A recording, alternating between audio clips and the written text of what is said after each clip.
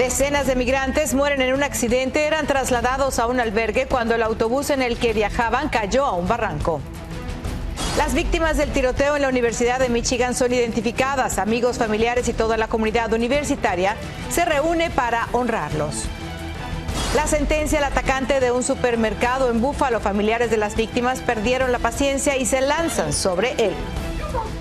Y le presentamos al maestro Picapiedra. Su método de enseñanza cautiva y divierte a los niños.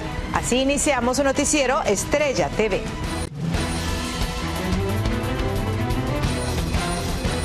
Hola, ¿qué tal? Muy buenas tardes. Bienvenidos a su noticiero Estrella TV. Les saluda Palmira Pérez. Muchas gracias por acompañarnos. Vamos a iniciar en Panamá, donde un autobús que transportaba a más de 60 migrantes cayó esta madrugada a un precipicio. Al menos 40 personas perdieron la vida y decenas son reportadas en estado crítico. Dayanis López nos tiene todos los detalles. Y las autoridades de Panamá catalogan esta tragedia como el peor accidente migratorio en la historia de este país centroamericano. Y entre las víctimas se encuentran mujeres, hombres y menores de edad, para quienes su destino final era Estados Unidos. Los sobrevivientes son atendidos en distintos hospitales. Eran alrededor de las 4 de la mañana, cuando un autobús con 63 migrantes cayó a una pendiente mientras se dirigía de Darién, frontera con Colombia, hacia el albergue Los Planes de Hualacá, en la provincia de Chiriquí, en los límites con Costa Rica. Informes preliminares nos arrojan que el señor que iba manejando, el conductor, se pasó la entrada del albergue y que al dar la vuelta tuvo este accidente cuyas causas están en investigación. En estas imágenes se puede observar la magnitud de la tragedia, que tras la caída de este autobús quedó completamente retorcido y destruido. En la zona, los pedazos de hierro y vidrios de las ventanas quedaron por todas partes, así como las decenas de fallecidos. Incluso parece como si se hubiera incendiado el bus. Es un servicio privado que da, lo que hace Migración y Senafron es que tratamos de acompañar el convoy, como se dijo, a veces salen 5 buses juntos para asegurarnos de que los traficantes de personas no los hagan víctimas de esto, les ofrezcan dinero. Por el momento no se han dado a conocer las nacionalidades ni las edades de las víctimas, pero funcionarios de salud de Panamá informaron que hay más de 20 heridos, entre ellos al menos 5 menores, 2 con lesiones graves. Los heridos que han sido también trasladados a centros hospitalarios. Por medio de Twitter, el canciller de Cuba, Bruno Rodríguez, lamentó el accidente y señaló que entre las víctimas hay ciudadanos cubanos.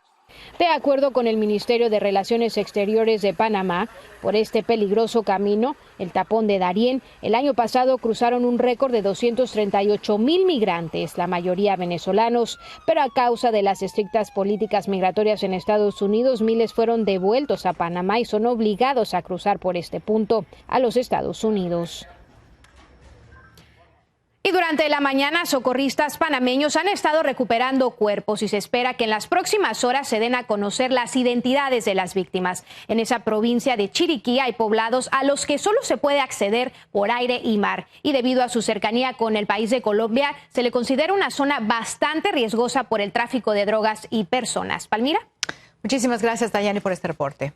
Mire, le cuento que esta mañana también el adolescente que mató a varios afroamericanos en Búfalo recibió su sentencia en una audiencia en la que estuvo a punto de ser atacado en la corte por el familiar de una de las víctimas. Claudia Cisneros nos tiene el reporte y las impactantes imágenes de lo ocurrido.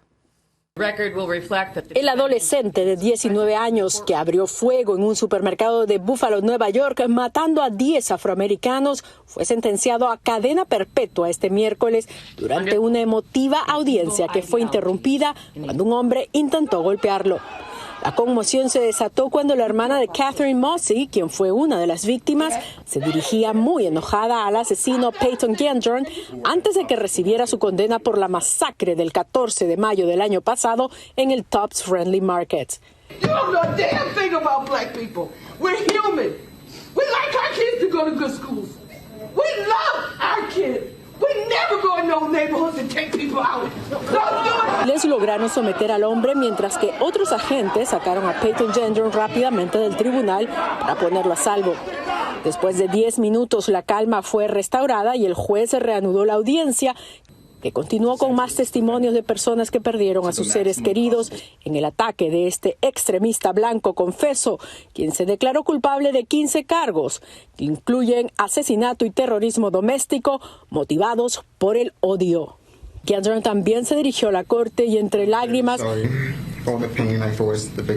pidió disculpas a las víctimas y le dijo al mundo que no quiere que alguien se inspire en él. Aceptó que hizo algo horrible ese día solo porque sus víctimas eran afroamericanas y agregó que todavía no puede creer que lo hizo porque creyó lo que leyó en el internet y actuó motivado por odio. Las autoridades revelaron que Gendron estaba vestido con ropa táctica cuando comenzó a disparar en el estacionamiento del supermercado y que transmitió el video del ataque en la popular plataforma social Twitch, el que poco después fue retirado. Claudia Cisneros, Noticias Estrella TV. Bueno, mira, hablando de más pérdidas, hay tristeza y mucho dolor en Michigan por la trágica pérdida de 3 universitarios que fueron abatidos en un tiroteo. Ahora sabemos quiénes eran. María Teresa Sarabia tiene lo último sobre esta masacre y lo que se sabe del asesino. Las autoridades revelaron las identidades de los 3 estudiantes asesinados el lunes por la noche por un hombre que abrió fuego en 2 campus de la Universidad Estatal de Michigan en Lansing para después suicidarse de un tiro en la cabeza. Las víctimas fueron Alexandria Berner, alumna de primer año en la universidad, graduada de la secundaria de su natal Clawson, donde jugó básquetbol, voleibol y softball. Su padre, Ted Berner, dijo que era un alma hermosa y el superintendente de las escuelas públicas de Clawson la describió como una extraordinaria atleta, líder y estudiante. Brian Fraser, un universitario de segundo año de Grosse Pointe South que se graduó en el 2021 de la secundaria de esa ciudad y quien era presidente de la fraternidad Phi Delta Theta de la Universidad de Michigan. Su padre, Sean Fraser, dijo que era un buen chico, muy querido por todos. Y Ariel Anderson, graduada de la secundaria Grosse Pointe North, quien estudiaba para convertirse en pediatra. Su abuelita dijo que era amable, amorosa, atenta, compasiva y decidida. Hoy también se sabe más del hombre que les arrebató la vida a esos estudiantes y dejó heridos a 5 más. Anthony Dwayne McCray, quien tenía 43 años, fue acusado en el 2019 de portar un arma escondida, un crimen grave que le habría impedido comprar un arma si hubiera resultado convicto. Las autoridades revelaron que hallaron en una de sus bolsas del pantalón una nota en la que amenazaba con desatar tiroteos en 2 escuelas públicas de Ewing, en New Jersey, donde creció a cientos de millas de distancia de Michigan. Mientras tanto, en la ciudad de Ann Arbor se llevó a cabo una vigilia donde llegaron amigos, familiares y toda una comunidad impactada por la tragedia. María Teresa Sarabia, Noticias Estrella TV. Y nos vamos ahora a Ohio porque ahí está creciendo la emergencia por el descarrilamiento de un tren que derramó peligrosas sustancias químicas. El gobernador Mike DeWine urgió hoy a la población de East Palestina a tomar agua embotellada porque el agua para beber podría estar contaminada con cloruro de vinilo y otros compuestos cancerígenos por el esparcimiento de los líquidos que eran transportados en varios vagones. Unos 3.500 peces han muerto en varios arroyos a lo largo de 11 kilómetros. Y bueno, en Arizona se vive una situación similar tras el mortal choque de un camión cisterna que transportaba ácido nítrico líquido. Una orden de desalojo fue emitida por el Departamento de Seguridad Pública para los habitantes en una área de media milla de donde ocurrió el accidente y a quienes residen en un radio de 3 millas se les pidió no salir de sus casas por la fuga del peligroso ácido en la autopista 10. Y mire, varios estados republicanos están intensificando sus ataques en las cortes contra el parole humanitario que ampara a migrantes de 4 países. Desde Miami, Anthony Belchi nos cuenta. 20 estados republicanos han declarado la guerra a las políticas migratorias de Biden y han interpuesto una demanda federal en Texas para anular el programa que permite que hasta 30.000 nacionales de Venezuela, Cuba, Nicaragua y Haití ingresen legalmente a Estados Unidos. Que usan las cortes y el sistema judicial para atacar cualquier tipo de política que ayude a los inmigrantes. La Casa Blanca había implementado esta política como remedio para afrontar la crisis migratoria en la frontera entre México y Estados Unidos, tras superar el récord de 2,4 millones de migrantes interceptados en ese lugar. La administración de Biden está tratando de implementar políticas y reglas para crear algún tipo de organización y mejor proceso para estas personas que están viniendo de países con crisis políticas, crisis medioambientales. Los fiscales de estados como Florida, Arkansas o Kentucky dicen que el programa humanitario es algo arbitrario y caprichoso, mientras que muchas organizaciones proinmigrantes lamentan que esta cuestión se haya convertido en un arma política para captar votos de cara a las elecciones de 2024. El tema de inmigración siempre ha sido utilizado como una estrategia para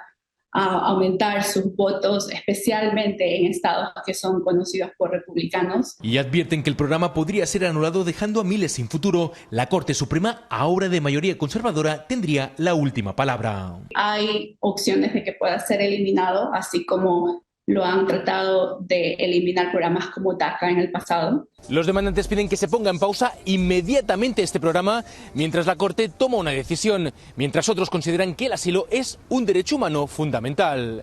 Desde Miami, Florida, Anthony Belchi, Noticias Estrella TV. Gracias, Anthony. Ahora le cuento que al parecer el juicio contra el exsecretario de Seguridad Pública de México va a terminar antes de lo previsto.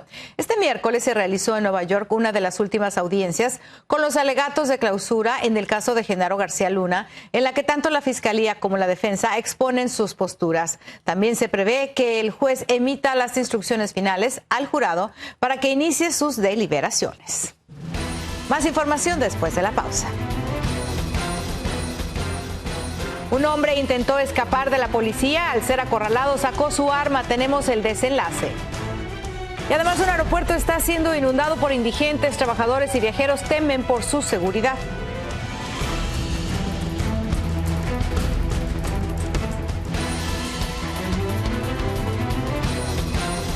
Gracias por continuar aquí en su noticiero Estrella TV. Mire, en Texas, la persecución policial de un hombre armado terminó en una mortal balacera. El error del sujeto fue haber abierto fuego contra los oficiales. Edgar Camargo está en Houston y nos cuenta qué desató el violento incidente.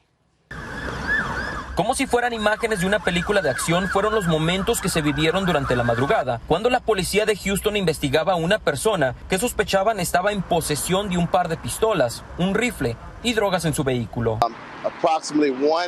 Aproximadamente a la 1:15 de la madrugada, el sospechoso se subió a su vehículo y se marchó. Oficiales le marcaron un alto de tráfico y el sospechoso se rehusó a detenerse y se inició la persecución que duró al menos 20 minutos.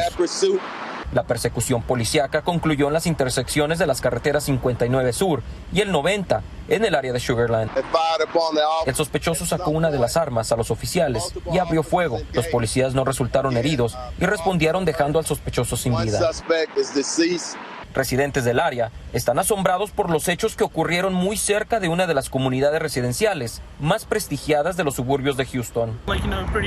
Es algo muy irregular para esta área. Nunca había sucedido algo así aquí antes. Esto es el condado Fort Bend, en las afueras de Houston, y es muy raro algo así aquí.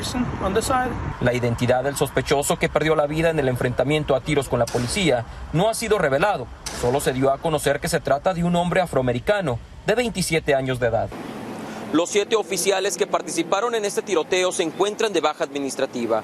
El Departamento de Seguridad Pública, en conjunto con la Policía de Houston y la Policía de Sugar Land, trabajan para esclarecer este caso.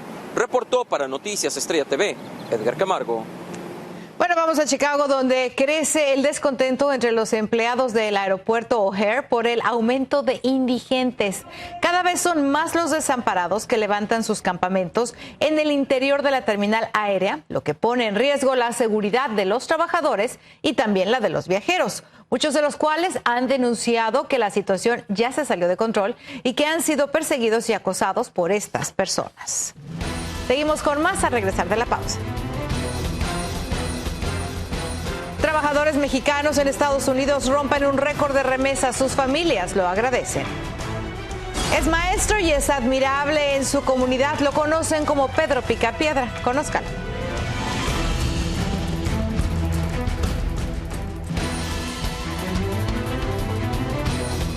Continuamos con más información y le cuento que en Turquía fueron rescatados una mujer, sus 2 hijos y un hombre luego de pasar 228 horas sepultados bajo los escombros. El milagroso hecho ocurrió en Hatay, donde los socorristas sacaron a la mujer con sus niños, mientras que un hombre también fue rescatado hoy en Antakya. El número de muertos por los terremotos en Turquía y Siria sigue aumentando dramáticamente. Este miércoles ya se contabilizan más de 41,000 los defunciones. Y ahora nos vamos a trasladar a Bolivia, que sigue abrumada por uno de los peores brotes de dengue que se ha dado desde la pandemia. Los hospitales están a punto del colapso y, por desgracia, cada vez hay más niños enfermos. En el Hospital Infantil de Santa Cruz, varios pequeños y adolescentes deben esperar a ser atendidos en los pasillos. Hasta ahora, el dengue ha matado a 26 personas en ese país y los casos están a punto de llegar, escuche usted, a 7,000. Y bueno, ni la inflación ni la pandemia lograron impedir que los trabajadores mexicanos en Estados Unidos siguieran mandando dólares a sus familias. De hecho, sus envíos rompieron un récord. Arturo Vega nos amplía la información desde la Ciudad de México. Beatriz Hernández es originaria de Teotitlán del Valle, Oaxaca. Se dedica a elaborar tapetes de lana para cubrir algunos gastos en casa. Sin embargo, la mayor aportación económica la genera su esposo Misael, quien tuvo que emigrar a Estados Unidos en busca de una mejor calidad de vida. Nos manda dinero para poder tener materia prima para poder elaborar nuestro trabajo. También económicamente pues nos ayuda bastante porque también su mamá está enferma. Misael radica en Santa Ana, California y trabaja en el campo. El dinero que envía mensualmente cubre los gastos de 5 familiares y la atención médica de su mamá, quien padece insuficiencia renal. Él se fue a la edad de 16 años y lo hizo por necesidad. Pues nos manda como 6-7 mil pesos. De acuerdo con el último informe del Banco de México, en 2022 la recepción de dinero proveniente del extranjero, principalmente de Estados Unidos, alcanzó un récord histórico de 58.497 millones de dólares. Para Abelino Mesa, del movimiento Fuerza Migrante en Nueva York, el incremento de remesas resulta relativamente preocupante, ya que genera mayor dependencia de estos recursos en las familias mexicanas. Dejamos de ser un gasto para el país porque no se tiene que generar infraestructura, educación, fuentes de empleo para nuestras comunidades, y simplemente los jóvenes cumpliendo 16, 17 años se vienen a Estados Unidos y se convierten en fábricas de divisas. El informe de Banjico detalla que los mexicanos radicados en Estados Unidos envían entre 370 y 400 dólares al mes. Para que ellos consigan los recursos suficientes deben tener por lo menos 2 empleos. Desde la Ciudad de México, Arturo Vega, Noticias Estrella TV. Bueno, nos vamos ahora a El Salvador porque un maestro que es director en una escuela de El Salvador acude a dar sus clases disfrazado como un famoso personaje de caricaturas. Nuestro corresponsal Iván Manzano nos cuenta por qué lo hace. Todos los días el maestro Carlos Perdomo se convierte en el legendario Pedro Picapiedra. Su centro escolar está ubicado en el caserío Las Brisas Mandinga, en el departamento de Sonsonate, El Salvador. Me identificaba con el personaje, ¿verdad? Luego fui creciendo y el Pedro, donde quiera que ande, anda su corbata. A mí me encanta la corbata, es mi estilo de vida, ¿verdad? Me gusta la corbata, pero también la parte social. Es trabajador. Él tenía un club. Este picapiedra salvadoreño de 57 años anda descalzo y cuando llega al aula de clases, sus alumnos lo reciben con entusiasmo. Buenos días, niños. Buenos días. Con su actuación, el aprendizaje de las matemáticas y la geometría es más fácil y alegre. Ya va. La escuela de Carlos, donde también es el director, está marcada con fotografías importantes y con leyendas que llaman a los alumnos a nunca rendirse. Yo les inculco de que uno puede sobresalir si se lo propone. Carlos cree que la figura de Pedro Picapiedra en la serie televisiva es un ejemplo a seguir. No es Aragán. Tiene ese deseo marcado de salir adelante a pesar de la situación difícil que se ve en la película, ¿verdad? En la serie, pues, picando piedra y todo eso. Y como todos, Carlos, quien se crió en Las Brisas Mandingas, también tiene sueños. Puedo un poco inglés, mi sueño también es ayudarle a los jóvenes en el idioma porque hay que sobresalir con el idioma inglés, hay que esforzarse. En el futuro, los habitantes de Las Brisas Mandingas nunca olvidarán que por su escuela pasó Pedro Picapiedra. También notarán el cambio en sus vidas gracias al consejo que Pedro siempre les dio. Never give up, nunca te rindas. En El Salvador, Iván Manzano, Noticias Estrella TV. Así es, nunca te rindas. Más información al regresar. Cientos de conductores pierden la visibilidad en una carretera por peligrosa tormenta de arena.